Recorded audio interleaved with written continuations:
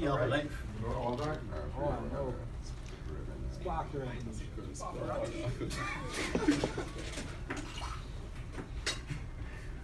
As I got into the hotel this evening, I met a beautiful young lady in the lobby, and she approached me.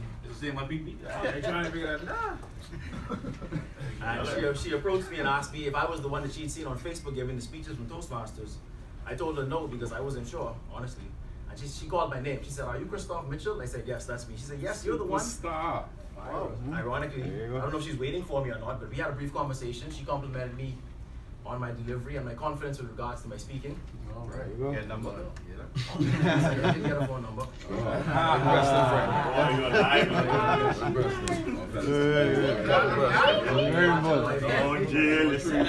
She also asked me about my grooming and my suits. She said, "Every time I see you, very well put together. Your hair is nice and your suits are nice." And she said, "Who sponsors you? Is that paid for?" And I told her, "Yes, BPL pays for my suits." And maybe you'll get that one on the way home.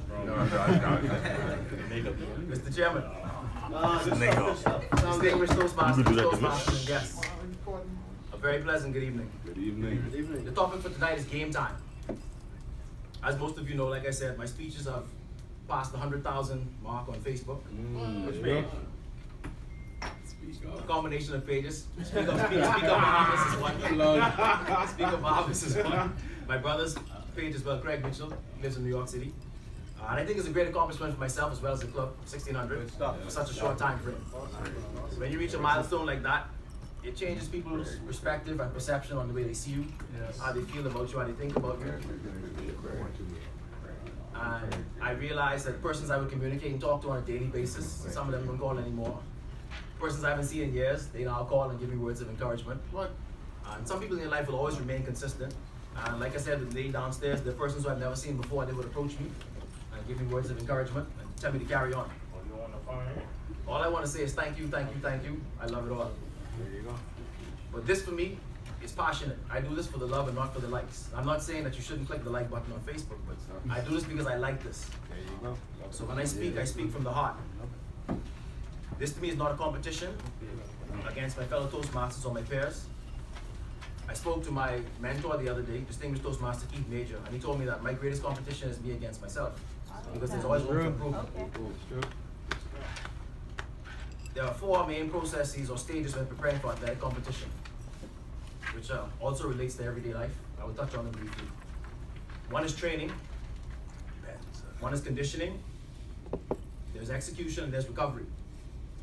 Training, the teaching or developing of oneself or others, any skills and knowledge that relate to specific competencies.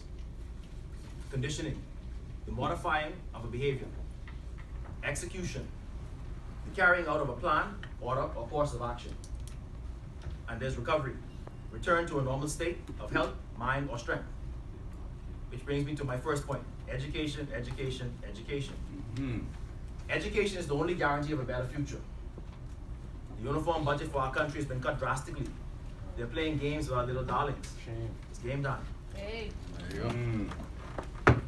As of September, a lot of the government schools were not prepared, which I think really says a lot. I do think that the maintenance program should be year-round and not just the last 8 to 10 weeks of summer, to make the learning environment more comfortable and conducive for our kids. A few weeks ago, right after he said that the school budget was cut, a minister claimed that the government had hit a home run by buying the Lucayan property in Grand Bahama. Seems more like a foul ball to me. Strike one. Under the laws of our country, if you operate a hotel and your hotel has been damaged by hurricane or any natural disaster, once you've collected your insurance check, by law, you must take the insurance and renovate or reconstruct the damaged property. That is correct. Hutchison Whampoa decided to pocket the $85 million check and shut down 50% of the property. Strike two. The government is now buying the hotel from them while they give the government a loan to fund the purchase of the hotel. Strike three. Yep. All I can say is that maybe our government really likes shrimp fried rice and sweet and sour chicken. As we all know, the implementation of the gaming tax is flawed. The government now stands to lose millions of dollars in revenue per month. Blame is being placed on the previous administration.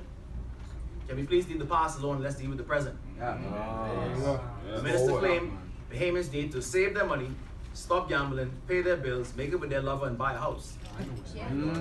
Minimum wage is really low, and VAT is very high. Mr. Minister, I think they can play 2 pieces 6 and 4. Another minister blatantly called Bahamians big and fat.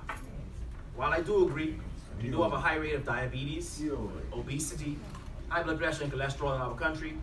I think he could have been a bit more subtle in his approach. Indeed. I will quote Toastmaster Donovan Roll, our fitness expert. He said, always remember, slim doesn't always equal fit, and consequently, excess weight doesn't always equal unhealthy.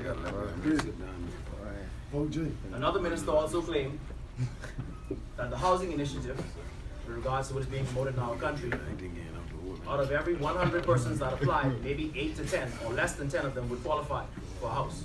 Yeah. And he gave us no resolution, as if we weren't feeling down out already. He then stated that a Ragonite license would cost up to $2.5 million. Wait, that's more than a gaming license. A Ragonite license, more than a gaming license. Maybe a Ragonite makes a lot of money as well. But that's just food for thought. In lieu of this being the football season, I'm going to caution the above mentioned ministers. Stop, man.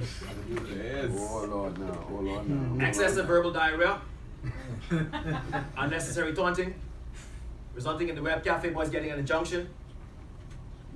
As I'm being a referee, I have to be fair. I like my lady slim fit, but I don't discriminate. I'll take them chunky or extra thick. First down. There you go. Town planning. As you guys may know, my son was the captain of the Bahamas national soccer team last year. Town planning had presented some information that they were going to be putting a cemetery on Soldier Road. Red card. I will, however, commend Mrs. Oliveska Dunkley for her professionalism in quarterbacking the meeting. She received an award for the most passes in an official game by giving us a pass. Also, her offensive line for not rushing to execute, because we almost lost hope. A lot of persons said that these are some bigger heads and they won't listen to what we have to say. They're going to put the cemetery there anyways. We had a town planning meeting and we discussed with them our concerns, and their results were in our favor. The residents bought properties about 2 to 3 years in the 1970s before the cement plant was even placed there, which I think was unfair to them. It has affected the Kennedy Sub constituency and all surrounding constituencies in a drastic way for the past 4 decades, to say the least. For the residents coming together in such unity, I say a hat trick to them. To the Kennedy Sub people, my neighbors and my friends, the unity that you guys have shown is beyond measure. To the very powerful elitists, who people say would never hear our cry, thank you for letting democracy take its course. Mr. Chairman, I am proud to say that there will be no cemetery on Soldier Road. Touchdown. All right, brothers and sisters, let's give it up to Toastmaster Christophe Mitchell.